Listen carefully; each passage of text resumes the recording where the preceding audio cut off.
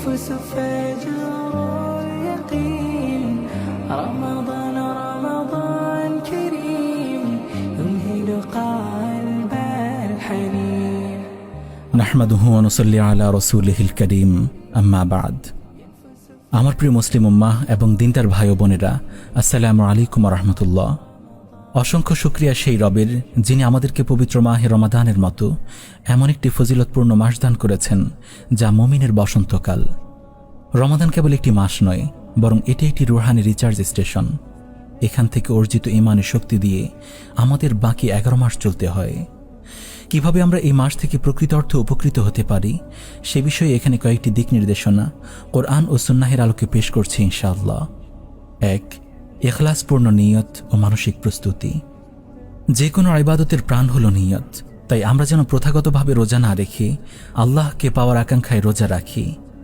আবু হুরায়রা রাদিয়াল্লাহু আনহু থেকে বর্ণিত, রাসূলুল্লাহ সাল্লাল্লাহু আলাইহি ওয়াসাল্লাম বলেছেন, মান সামা রমাদান ঈমানান ওয়া ইহতিসাবান গুফিরা লাহু মা তাকদ্দামা মিন যামবি। যে ব্যক্তি ঈমানের সাথে এবং সওয়াব পাওয়ার দৃঢ় আশায় রমাদানের রোজা পালন করবে, তার পূর্বের সকল গুনাহ ক্ষমা করে দেওয়া হবে। 2. পাপাচার মুক্ত জিহ্বা ও অন্তর। রোজা কেবল পেটের নয়, রোজা হলো চোখের, কানের এবং জিহ্বারও।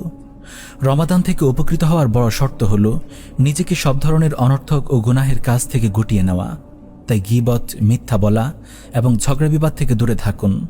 কেউ গালি দিলেও বলতে শিখুন, ইন্নী সাইমুন, আমি রোজা রেখেছি। 3. কোরআনের সাথে গভীর মিতালি। রমাদান এবং কোরআন একে অপরের পরিপূরক। এই মাসেই লাওহে মাহফুজ থেকে প্রথম আসমানে কোরআন অবতীর্ণ হয়েছিল। আল্লাহ তাআলা বলেন, শাহরু রমাদান আল্লাযী উনজিলা ফীহিল কুরআন হুদাল লিন্নাস।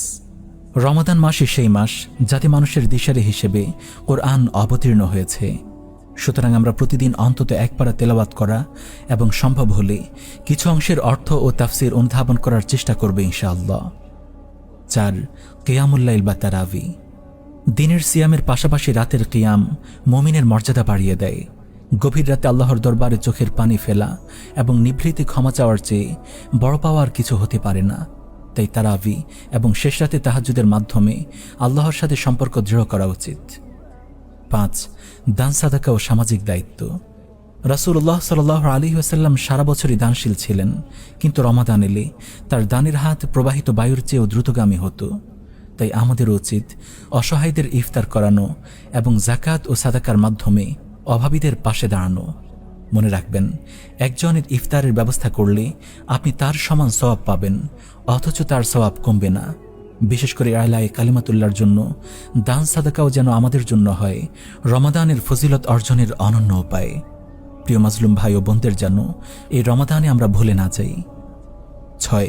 দিন প্রতিষ্ঠার দায়বদ্ধতা।